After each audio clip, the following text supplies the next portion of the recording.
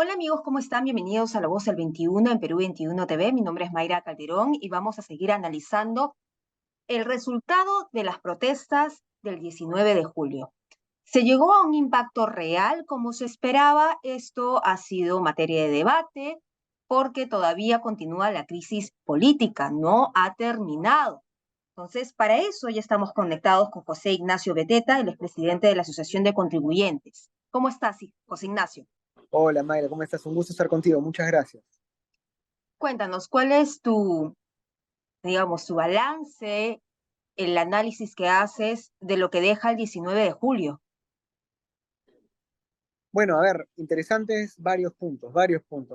El primero es, ha sido una marcha bastante centrada en Lima, todos los medios apuntando a Lima, la prensa dándole un revuelo, un rebote muy fuerte a lo que ocurría en Lima, lo cual otra vez nos hace volver a tomar conciencia de a dónde miramos, a dónde ponemos los ojos, ¿no? Claro.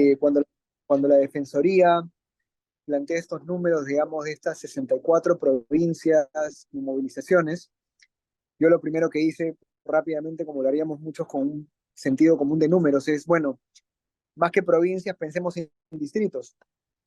Si dijéramos en vez de 64 o 65 provincias, 65 distritos, que es más exacto además, porque las Ujú. movilizaciones se dan en distritos, no en provincias, Claro, estaríamos hablando de 65 distritos de 1875 distritos. Entonces, no son ni el 3,5% claro. de los distritos del... Porque la gente no se mueve de un lado a otro en una provincia, digamos, se mueve en un distrito. Entonces, la unidad jurisdiccional correcta es un distrito, no una provincia. Esto ya te hace pensar que la movilización el día de ayer no fue en el Perú, no fue una movilización nacional, obviamente. Hubo muchos grupos de peruanos en Cusco, en Arequipa, en Puno, en varios lugares muy pequeños, muy reducidos, haciendo sus movilizaciones y está muy bien, eso es totalmente válido. Pero el grueso de la población estuvo en Lima. Entonces, esta ha sido una marcha centrada en Lima. El segundo elemento es, ya quizás un poco, lo has visto tú también ayer, lo hemos visto todos. Tuvimos ahí corresponsales, gente de la asociación, del equipo mirando la marcha, más de 30 pancartas analizadas, y te digo, la mayoría, porque luego analizamos muchas más, decían liberen a Castillo. Ujú. Otras, otras veintitantas decían Dina genocida, cierren el Congreso. Luego era Asamblea Constituyente, ¿no? Y en el último lugar, adelanto de elecciones. ¿Y a qué voy con esto? No ha habido una unidad, ni hay una unidad en los pedidos de la población. Y yo le añado a esto ya, obviamente, la segunda derivada, y es que así cierras el Congreso, así hay adelanto de elecciones, así Dina sea genocida y todo el rollo. Los problemas más acuciantes y más urgentes del país, Mayra, siguen ahí pendientes. La salud, la educación, el agua, la electricidad, la vivienda, la conectividad, las barreras burocráticas a los pequeños emprendimientos, a las empresas, las municipalidades que van y te cierran el negocio si es que no les pagas la coima, la informalidad, la pobreza, Dios.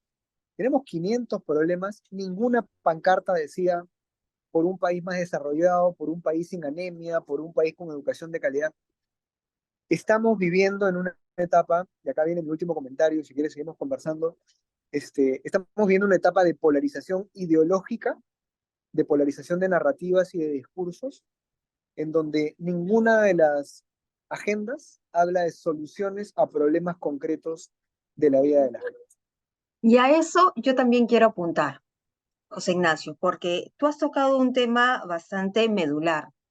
La gente en las provincias, y yo ayer estaba viendo tu exposición, está buscando trabajar. Es más, muchos gremios dijeron que no iban a participar de las marchas porque ya habían perdido bastante en las protestas anteriores. Entonces, si tomamos en cuenta que el ciudadano de a pie, que está preocupado por el día a día para generar el alimento a su familia, no ha querido participar, entonces tenemos la premisa que simplemente esta ha sido una protesta totalmente política, sin desmerecer que hay un clamor de abandono del Estado, pero la protesta ha sido política. ¿Coincides con eso conmigo? Por supuesto, por supuesto. Y dándole la razón un poco, a ver, a lo que tú llamabas el sentir de la población del abandono, yo creo que hay dos puntos que justo en el debate de ayer que tuve con Marité Bustamante, la ex congresista o ex candidata al Congreso, ella planteaba algo muy interesante, siendo muy de izquierda y quizás no estando en la misma línea en varios puntos. Ella decía, claro, los actores políticos en el país están deslegitimados. Ujú. El punto de esto es que esto tiene un riesgo, ¿no? El hecho de deslegitimar a todos los actores políticos, es decir, nuestra clase política es mala, todos los políticos son malos, todas las instituciones están malas, te abre esa resbaladera a una opción de patear el tablero, de opciones radicales, Ujú. extremistas y de volver a apretar el botón rojo. Cuando en verdad lo que todos los seres humanos sabemos por sentido común, pero a veces perdemos un poco la prudencia, es que si tú ya estás mal, ¿no es cierto? Cuando tomas decisiones apresuradas, lo más probable es que te vaya peor, Sí. ¿no? Entonces, esta politización es una politización basada en una narrativa negativa, en una narrativa demasiado pesimista, demasiado, además, evidentemente falsa, tiene su componente de estafa, Mm. porque no es verdad que las cosas vayan a ser perfectas después, no es verdad que si adelantamos las elecciones vamos a tener mejores políticos el día de mañana, eso no es verdad, ¿no? Es más, es muy probable que el escenario que se vio de Keiko Fujimori con Pedro Castillo, los anti, o mejor dicho, los extremos, se vuelvan a repetir y eso podría ser aún más peligroso, porque la gente no lo está mirando.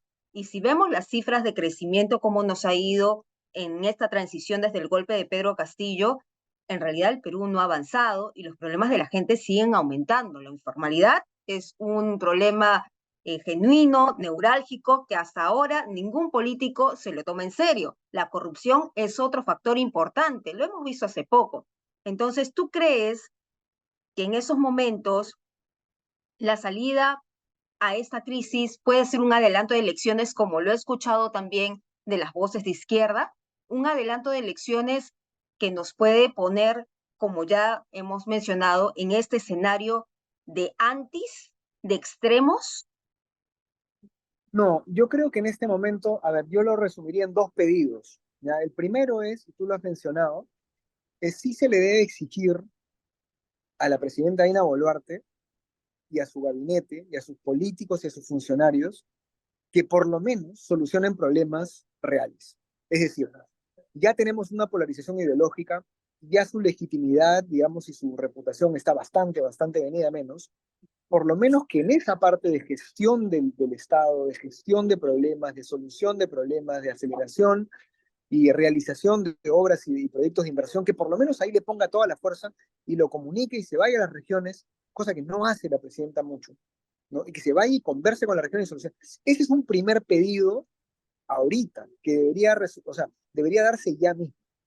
El tema del adelanto de elecciones, siendo muy honestos, eso es lo que yo creo personalmente, ella misma nos ha metido en una encrucijada con el Congreso, porque al plantearlo, de decir que lo iba a hacer y no hacerlo en total, digamos, alianza con el Congreso, así yo quiera la estabilidad y quiera que se quede, lamentablemente ha mentido, o sea, ha sido Claro. incoherente en algo que tenía que hacer. Entonces Ujú. yo con eso soy muy respetuoso. Tú, conozco muchos amigos, líderes, influenciadores y gente en el sector político dicen, oye, adelanto de elecciones es algo que estaba en la mesa, estaba en el debate y ahora resulta que ya no está. Entonces, claro, evidentemente hoy día vuelve a ser el día uno, ¿no? El 8 de diciembre era el día uno del adelanto de elecciones y se planteaba que fueran en abril del 2024. No se dieron. Hoy Ujú. día vuelve a ser el día uno. Si tú me preguntas a mí por un adelanto de elecciones en el año 2025, en abril, probablemente yo te diría que sí, te diría que es lo mejor. Porque sí es cierto que este gobierno, así como está, va a seguir generándonos la tercera, la cuarta, la quinta y la sexta toma de Lima, y va a darle muchos argumentos a muchos políticos extremistas, ¿no es cierto? A muchos líderes, como tú los llamas, que están en los extremos, en los bordes del sistema, para que sigan atacando supuestamente esta coalición de políticos que se ha, ¿no? atornillado en el poder y que tienen una alianza, pues Fuji, Boluarte, Cerrón y algo, ¿no? Y les estás dando los argumentos para hablar de eso. Claro. Suena muy político, es coyuntural, pero los mismos líderes nos han puesto en esta situación. Creo que sería algo que se debería evaluar, no creo que ocurra, porque la presidenta Dina Boluarte tiene cero incentivos para renunciar o para irse en este momento, por las razones pues evidentes, ¿no? Por todos los procesos que podría afrontar y las cosas legales que va a tener encima. Y además que tenemos un Congreso que también no quiere irse. A vivas luces, nosotros hemos visto a lo largo de este tiempo que tiene cero empatía con la población y no representa en realidad los verdaderos intereses, por más que ellos digan, bueno, no representan los verdaderos intereses porque en la mesa directiva no hay una representación de izquierda, pero eso no tiene nada que ver en absoluto, porque cuando tuvieron el gobierno a manos de Pedro Castillo, no hicieron nada, ni una obra significativa. Entonces es una narrativa también que se está manejando mucho y que está confundiendo a la población. Mi siguiente pregunta, José Ignacio, es la siguiente. ¿Tú crees que el primer cambio de Dina Boluarte debería ser renovar su gabinete por un gabinete de reconciliación? Muchas voces de izquierda también, otras voces progresistas han dicho que debería ya eliminarse el gabinete de guerra, que debería haber un gabinete de la reconciliación. ¿Pasa el cambio, pasa en primer lugar por esto? Yo creo que es una buena opción. Yo solamente plantearía de nuevo el principio de para qué. Si es para darle cuotas a un grupo de líderes o de partidarios de ciertos sectores más de izquierda o progresistas, si es solo para eso, no tiene ningún sentido. Si es para mejorar la gestión de verdad y poner gente más profesional, más capaz, que resultan ser de sectores más progresistas y de izquierda, perfecto. Porque entonces volvemos a poner en el centro al ciudadano, al contribuyente, ¿no? Hablando de contribuyentes. Claro.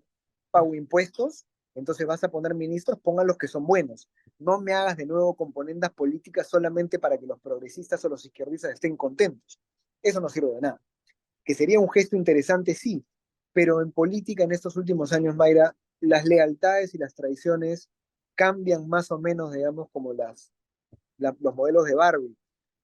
Habría que ver, habría que ver qué cambio de ministro, qué cambio de gestión. Un elemento sí muy importante que habría que evaluar, y también, repetimos, en política difícil que ocurra, hay una tendencia en la comunicación, hay una serie de gestos, hay un estilo de comunicación muy otárola, ¿no? El primer ministro, el presidente del Consejo de Ministros, Alberto Otárola, lamentablemente, por defender supuestamente el Estado de Derecho, el Ujú. orden, el principio de autoridad, está teniendo un ya contacto y una manera de comunicar y una relación con los actores políticos demasiado pragmática, demasiado, diría yo, fría, calculadora, ¿no? Y eso no colabora. O sea, si tú tienes una persona en el barco, capitaneando, digamos, el barco, que no tiene la capacidad de ser empático con el pueblo, que no tiene la capacidad de acercarse a la población, de tener un discurso más cercano, incluso te diría yo, mucho más afectivo, más preocupado por las necesidades, sino que tiene pues una especie de ministro del interior supra, ¿no es cierto?, niveles, Bien marcado, ¿no? vas a generar todo ese rechazo que generas. Dudo que el ministro en este momento, el primer ministro, sea cambiado, pero habría que decirle, digamos, que sus formas de comunicación y de relacionamiento no son las más adecuadas para este contexto en el cual tienes un Estado ilegítimo en el sentido de la reputación, ¿no es cierto?, de la confianza que te tiene el pueblo, ¿no? Ujú. Y sobre todo porque hay algo que se le critica mucho a la gestión de Alberto Tarola y a la gestión de Dina Boluarte. No ha habido un acercamiento genuino en el sur del país, que es donde se registraron los mayores actos de violencia, que es donde se registraron además no solamente las muertes de civiles, sino también de soldados. No ha habido un intento, hasta por lo menos que nosotros hayamos visto, un acercamiento del Premier y decir, voy a ir tal día a hablar con las autoridades de Puno, que era el mínimo gesto que se esperaba después de estas protestas. ¿Qué crees tú No, sobre eso? no, totalmente de acuerdo. Es que este es un gobierno de defensa, es un gobierno defensivo, es un gobierno de protección, ¿no? Es un gobierno de replegarte para que no te voten, es un gobierno, digamos, de estrategias de coraza, de escudo.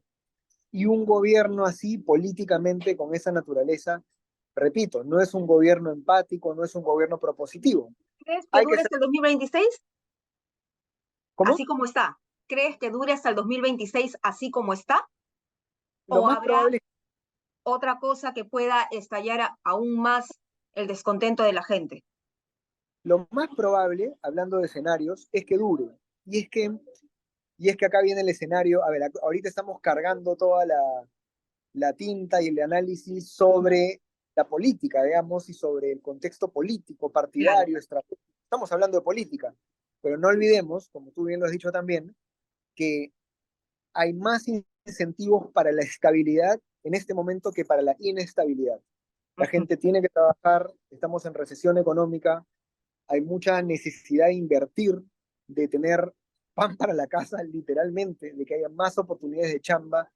Exacto. Todos los que estamos en el mercado en este momento trabajando, ya sea con emprendimientos sociales, emprendimientos más privados, etcétera, la estamos pasando relativamente mal, se está enfriando todo.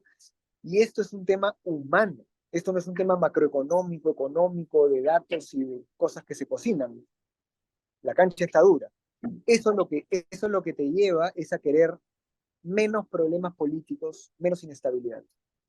Eso es lo que más tiene a favor en este momento el gobierno de la presidenta Dina Boluarte, que necesitamos trabajo, necesitamos inversión, necesitamos estabilidad. Y ella debería aprovechar toda esta coyuntura para hacer algo y acercarse también a la población, ¿no? Es, es absolutamente, acá sí ya un poco más con el corazón, digamos, genera, digamos, indignación, ¿no? Genera bestia, cólera ver que teniendo las oportunidades, teniendo mejores ministros, a mi parecer, mucho mejores ministros que el presidente Pedro Castillo, teniendo los recursos, teniendo el aparato del Poder Ejecutivo que tiene 1.3 millones de funcionarios, teniendo más de 200.000 millones de soles de presupuesto, madre, teniendo tanto dinero, tantos recursos, tantas entidades del Estado para hacer cosas, esta presidenta y muchos de los que están a su alrededor están absolutamente acorazados, asustados, mantienen una actitud defensiva, lo cual, como bien dices, es peor para ellos mismos. Muy bien, muchísimas gracias, José Ignacio, por estar con nosotros, otorgándonos parte de tu análisis de lo que podría pasar, adelantándonos quizás un poco a los escenarios políticos que nos espera. Me quedo también con una frase que dijo Jaime Bailey hace poco: el Perú no ha dejado de estar en crisis, seguimos en crisis. Y ojo, eso tiene que ser mirado con mucho cuidado por los políticos. Es una tarea muy pendiente. Muchísimas gracias, José Ignacio. Muchas gracias, Mayra. Buenas noches. Bien, amigos, nosotros vamos a regresar más adelante con más información.